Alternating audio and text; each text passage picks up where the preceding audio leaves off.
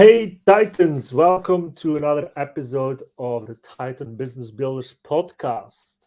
And today we have as guest somebody that created a new brand and somebody that created this only a year ago. And it's Alex Gede from Club 7 Menswear. That's correct, right? Yes, Colourful Menswear, yes. Hey Alex, how are you doing?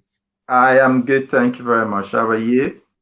Good, good, good. And it's great to see you and it's great to have you on the show. It's always good to know more about people starting a real and with your brand, like Club 7 Menswear, is really a brand about men's underwear for sure. It's e-commerce, but it's also fashion. There's a lot behind it. And starting this out in this time with all the pandemic going on around us, I can imagine it's extra challenging. It is challenging, yes. It is, but you have to do what you have to do. There's never a good time or the best time to do anything. So Yeah, you just have to start when you want to start. yeah. But take us back to the beginning of when you started the business. Like, what inspired you to start Club 7 Menswear? Well, I started modeling almost 8 years ago now, and gradually I went from fashion to fitness to underwear. So I've been doing underwear for a very long time, underwear modeling, and I've tried so many brands, and I've worked with so many big brands as well. So I was always thinking, if I get a pair of underwear, there's always two things, it can either be very sexy or very comfortable. Mm, Usually there's always something missing. So that was my inspiration really to start a brand where the underwear will be both sexy and very comfortable as well. So that was my inspiration to try and correct the wrongs I'm seeing from all other brands. yeah, yeah. And since you were a model for most of those companies, you Yes, saw what actually works, what is good, what is bad, and how you can improve it. So it puts you in a unique spot where you can develop a product that creates something unique and something that you feel like this is really worth going after, right? yes. So, I mean, you were a model, you were underwear model and fitness and so on, but were you always an entrepreneur? Oh, yes, I've always been, I've always, my idea is to, be my own boss, not to work for one corporate giant. Yeah, So I've always wanted to have my own freedom to do my own thing. So this is not the first business I'm doing. So I've done so many businesses in the past.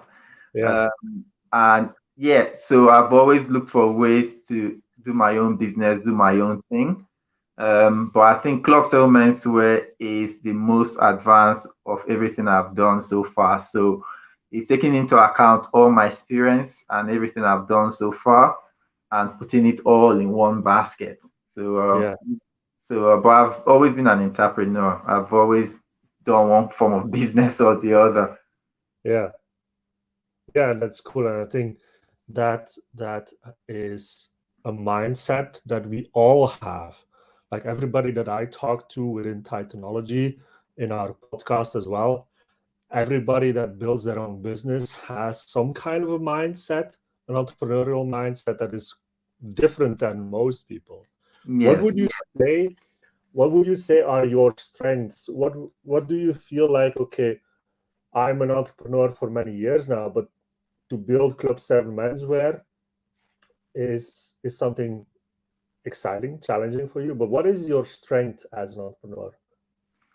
I think it's because I have a lot of experience in a lot of things. So I've lived a long life and I am the kind of person that easily learn things.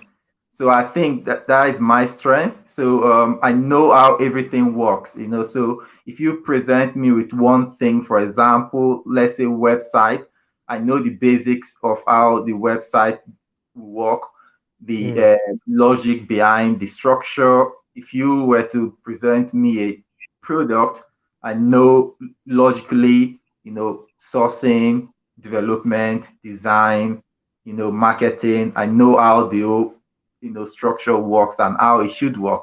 And mm, I read a lot as well. So I'm always watching one documentary or reading one article or the other.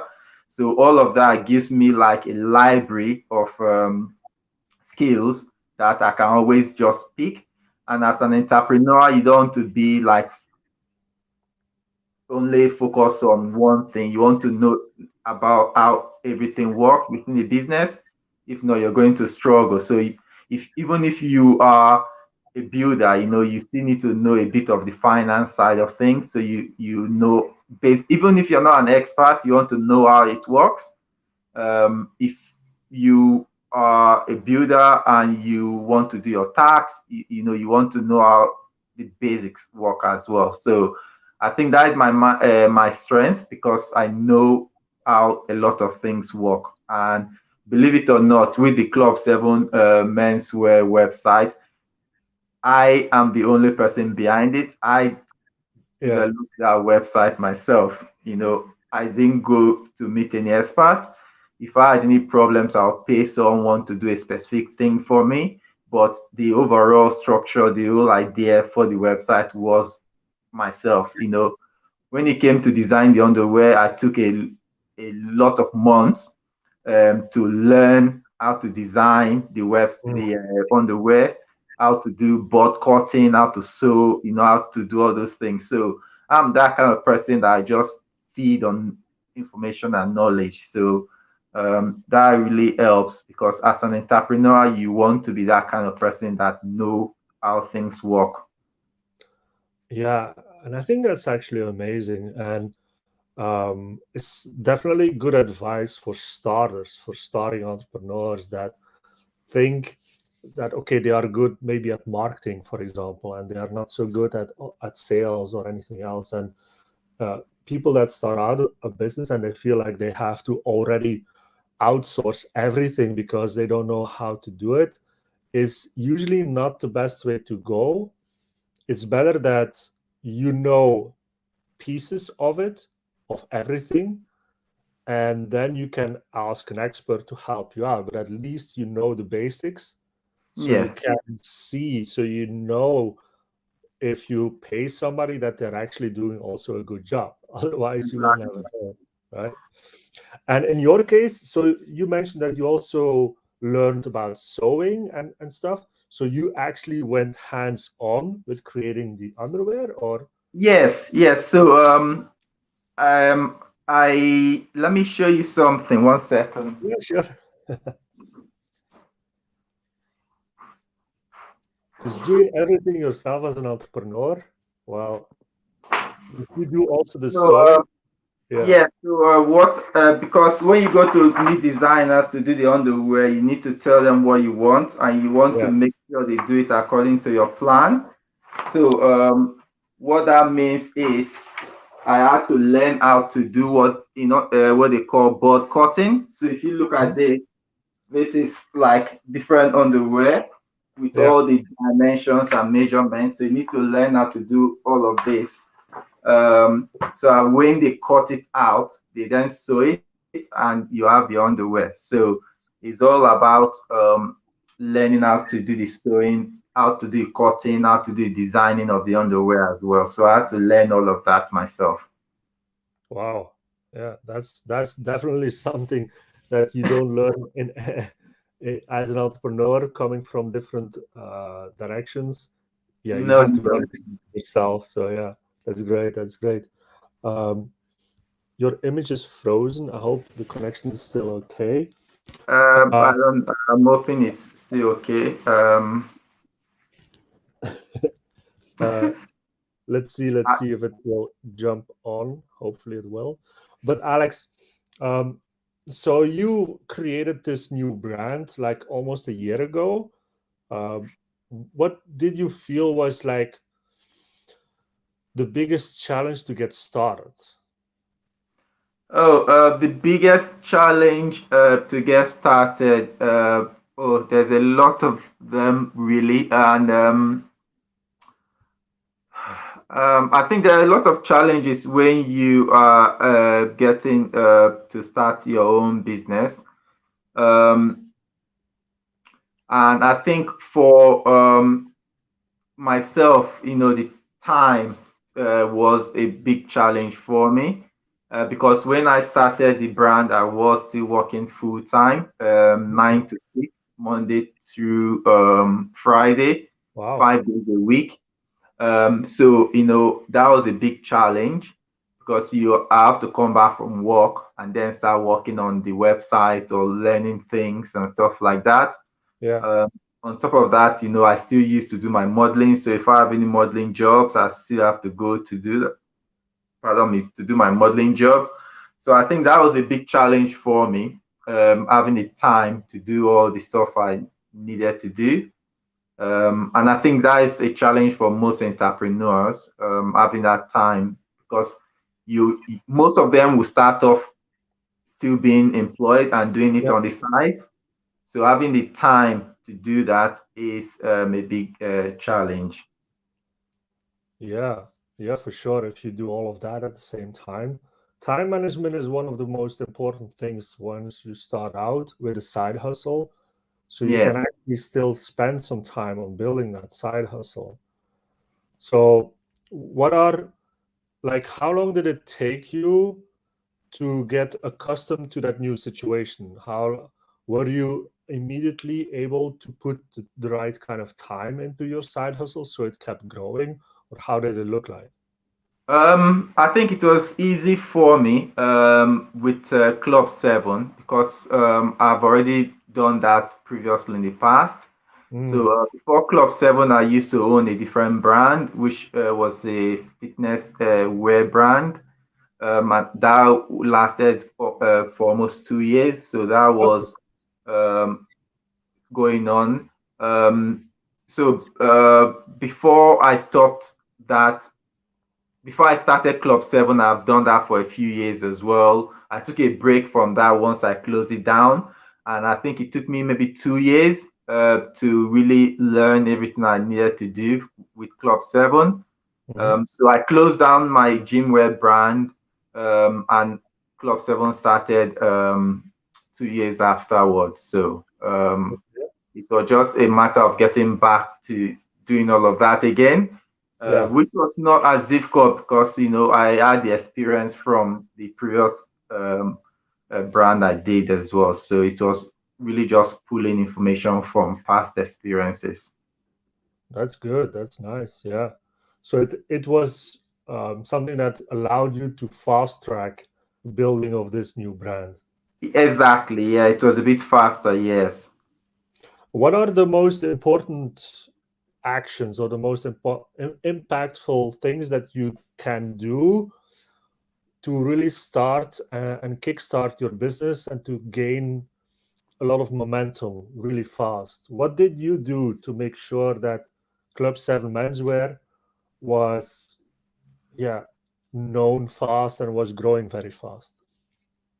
Well, I think if you want to do something like e-commerce, getting traffic to your website is one of the most important things Hmm. because no matter how good your product is, if no one knows about it, then there's no point really.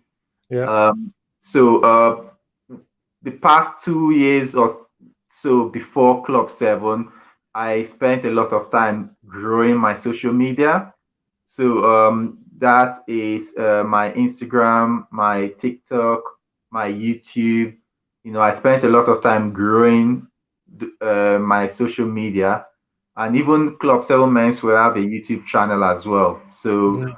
I spent a lot of time growing those platforms because once Club 7 started, I wanted to have a lot of avenues and channels from where I would get my traffic from. So that is the most important thing. Like if you want to do anything e-commerce, and you don't want to pay tens of thousands for traffic, then Hmm. you need to have that social media presence. You need to have sources where you can pull your traffic from. And I think that is what I spent 2, 3 years doing. So Mm. that once I started Club 7, I had a lot of places where I could speak about it, tell people about it, and pull traffic from.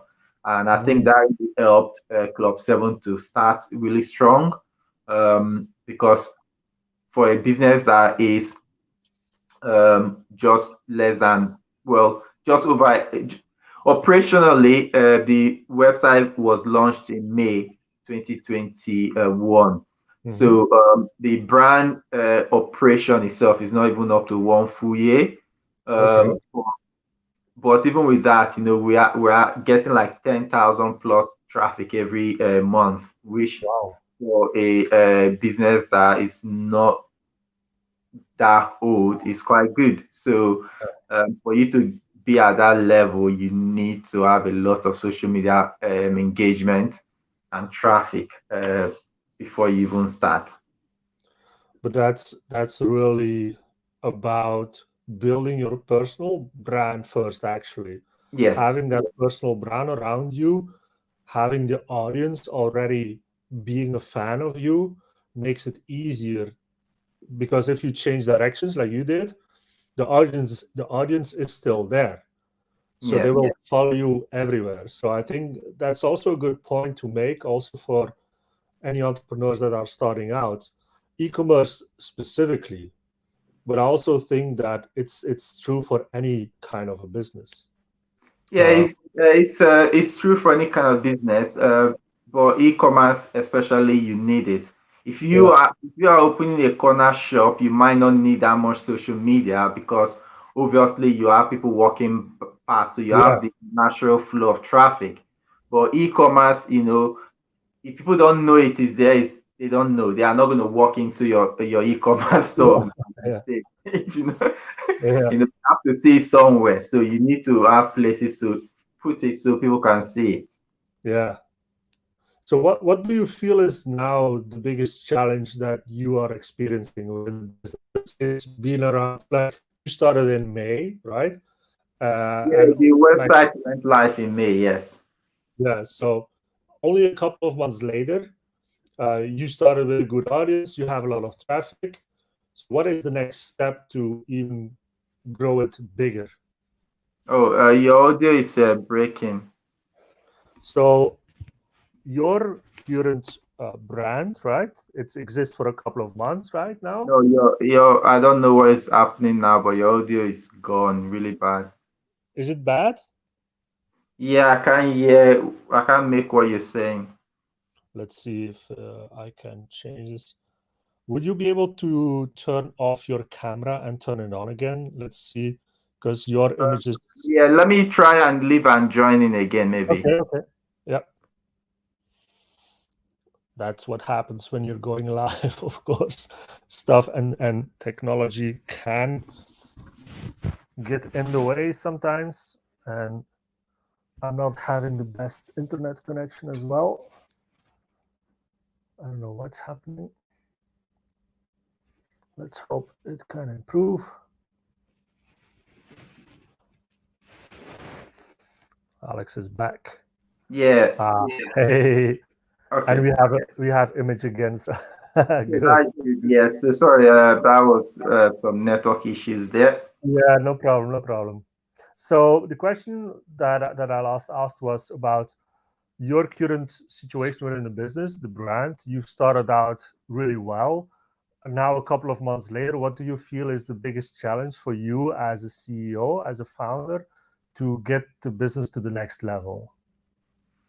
I think is about funding. Funding is a big of a challenge. When I mean funding, I mean money to expand the product Yeah, line, because uh, the challenge small e-commerce have is when people go to your store and they see like only 10 or 12 products, they feel like, oh, this is a small company, you're starting. yeah, So you want to grow to have enough line of products so people have that confidence. because the more products you have, the more confidence people are going to have in the brand that, okay, Mm. this is not just a small thing, this is a big thing. So Mhm.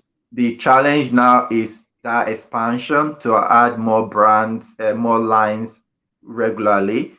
And it's not easy because it takes time to design your prototype. Yeah. Then you approve your prototype, then it goes to full production.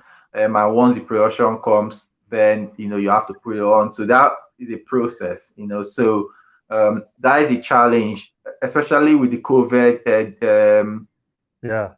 Deliveries are delayed and stuff like that.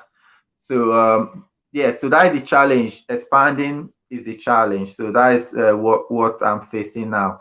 I have a new collection coming soon, and it has been delayed because it hasn't arrived the UK yet. So if Oh you go yeah. on the website, you see coming soon on some products. We're just waiting for the stock to arrive Yeah. the UK. So that is the kind of challenges we are facing just now. Yeah. So really expansion. So once that new product line is there, that will give the business another boost. Um, how do you? How is the brand itself perceived within the audience? Like, do you have a specific, let's say, it's for men, of course, but is it specifically also for LGBTQ plus men, or is it more broad? What Um, do you? I think the brand is for anyone that appreciates good quality underwear, Yeah. and anyone that loves underwear. Because I love underwear. Like everything Yeah. I do, most times is about underwear. So if you love underwear, it doesn't matter your sexuality, it doesn't matter your pronoun, it doesn't matter wherever you are. If you love underwear, then it's for you. Because uh, is all about being very inclusive. So Mhm. if you notice, most of the models are like from different Yeah. ethnic background as well. Yeah. So it's all about being all inclusive because as models, I know how difficult it is for models to get a job. And I know when I go to get some modeling jobs, they tell me that, oh, we already have a black model, so we don't need you anymore. So, Mm. the brand is about inclusivity. It doesn't matter your race, your color, your sexuality. As long as you love underwear, it's for you.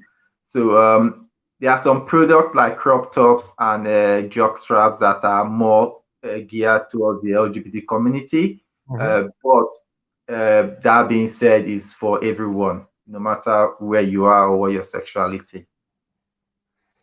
Yeah, that's cool. That's cool. Would you say, Alex, that being part of the LGBTQ plus community is has an impact on your business? Um, I think the LGBT community is good because it gives you that freedom of expression, that freedom Mhm. to be yourself.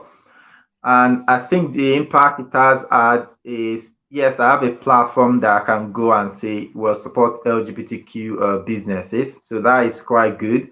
So I have a few groups on Facebook and stuff like that that I've joined that Mhm. I know I get traffic from because they are there to support Yeah. the community and businesses from the LGBTQ community. But overall, you know, before I came out, my biggest struggle was trying to make sure no one discovers my true self. And, I Yeah. was always having that weight on my shoulders. But after coming out, I feel really free and I feel like, I'm living my true self. So I don't have anything pulling me back because I can be truly myself and just go do what I really love doing. So Yeah. I think for me, that is the biggest impact, just being free to live your life and live your truth. Everything else is bonus, really. Yeah, absolutely. And this is something that is truly important, that not only you're able to be yourself, but you do what you love to do. And putting those two together can have a big impact. This because this is it's not just a business, it's your life's work. It's something that you would want to do for the rest of your life because it's what you love to do, right? Yes, exactly. and and being, of course, within the LGBTQ plus community, indeed we are very supportive for each other. Do you feel like being uh, part of the community as a CEO founder, your brand is being perceived as LGBTQ plus, and does that have a positive or a negative impact on the outside world viewing, or look, if they look at Club 7 menswear? Yeah. I think initially when I started the brand, I kind of launched it as an LGBTQ brand, and Mm-hmm. that is what I was pushing everywhere. But Yeah, I noticed that that wasn't the best approach, because if someone that was straight was to go onto the website, it will not last 2 seconds and it will walk away, yeah, and that is not good. If you have a business, you want to open your doors to everyone. So uh-huh, I literally changed the whole website and changed the outlook of the business to be very inclusive. So yeah, yes, when it comes to an LGBTQ person, or if I'm in an LGBTQ community, I push the brand as an LGBTQ brand. But at the same time, if someone was to walk into the brand from outside, I don't want the first thing they see is an LGBTQ thing, because yeah, then what will happen is they will just leave. And so I've managed to change that branding, which mm-hmm, has really helped and increased conversions on the website. Because if someone that is straight was to walk into the website, you want to get like a boxer shirt or a trunk or even a pair of socks. That you don't need to be you know LGBTQ person before you mm-hmm, get stuff like that. yeah, So they can still buy that and walk away. If someone LGBTQ comes in, they might want jock straps, they might want something a bit more different, or a crop top, for example, yeah, and that is there as well. So mm, I've managed to create the brand to be a brand that is inclusive and not just like only for LGBTQ, because mm, you know it will take some time for you to get to that level. And as a new brand, you don't want to exclude yourself to a small group only, because mm, then your growth will be very small, because you're only working with a small group. But if you open it up, then maybe later on down the line, when you have dedicated customers, you have repeat businesses, and you have a lot of data, you can say, okay, let's focus more on this group of people because we have enough of them to keep us going. But currently, the brand is not viewed as yeah. solely an LGBTQ brand. Cool. Okay. Okay. That's clear. What is, like, within the next few months? What is the goal for Club 7 Menswear? What is your big 2022 goal? Oh, so I have a collection hopefully coming anytime from now. Like I'm just looking for a phone call to say, oh, your stuff has arrived in the UK. So that is the big thing immediately. Once that happens, then we have two immediate goals within the first half of 2022. The first one is to then expand that collection to include um, more colors, um, because currently it's only black and white. So we have two or Mm, three other colors we're working on. It's also going to include maybe thongs, because a lot of people like to wear yeah, thongs, especially in the LGBTQ community, yeah, and a lot of them are asking for it. So we are already designing prototypes for the thongs, and hopefully they will come out before the end of the first 6 months of 2022. We also have a summer collection we're working on already. So that one is also in the prototype stage. So we are designing the prototypes, and hopefully that will come out for summer 2022 as well. So that is the immediate 6 months goal or focus for Club 7. We are also hoping to increase the t-shirts and stuff we have on the website as well. Mm. Awesome, awesome. Good stuff in the works, that's for sure. A lot of stuff. A lot of work. So for you, Alex, personally for you, if I ask you the question, which is what I always ask at the end of the episode, but what does success mean for you? For me, success is being able to do what I enjoy doing. I've always hoped that one day I will make a living from doing what I enjoy doing. And when Mm. I mean make a living, I'm not saying be mega millionaires. If that comes, then I'm very happy with it. But being able to live off doing what you enjoy doing, you know. So being able to pay your bills and just have a life with what you enjoy doing, that is the dream, and that is what Mm. success means to me. And hopefully with Club 7, currently I'm already doing Club 7 full time, so I'm full time self-employed in Club 7, and that started properly in December. So hopefully that will continue. So Mhm. failure would be me going back to employment because Club 7 is not progressing. But if I'm able to stay as self-employed in Club 7 full time for the rest of my life, that would be success. Awesome, awesome. Well, we hope that this will be your life story and that it will be the success that you want to have for sure. And we can only help as much as we can. So if people want to find out more about you and Club 7 Menswear, where can they go? So my main website for Club 7 Menswear is club7menswear.com. The Uh-huh. 7 is with the number 7 rather than the spelling with the letters. So club7menswear.com is the place you go to see all my brands. If you go to my personal website, which is alexgede.com, there Is you this see one right everything here? else I do. So on Yeah. there, you see everything I do from my Club 7, my YouTube, everything is on there. So that is the best place to go find more about me. Awesome. Awesome. Well, I want to thank you for your time today, Alex, and to tell your story about your new brand. And yeah, I'm really looking forward at 2022 for you as well and to see your brand grow. And yeah, let's catch up maybe later in next year and see how your growth is going. Thank you very much for your time. It has been really, really good having this conversation, and Yeah, hopefully 2022 will be a good year for all of us. absolutely. It will be. I'm 100% sure of that.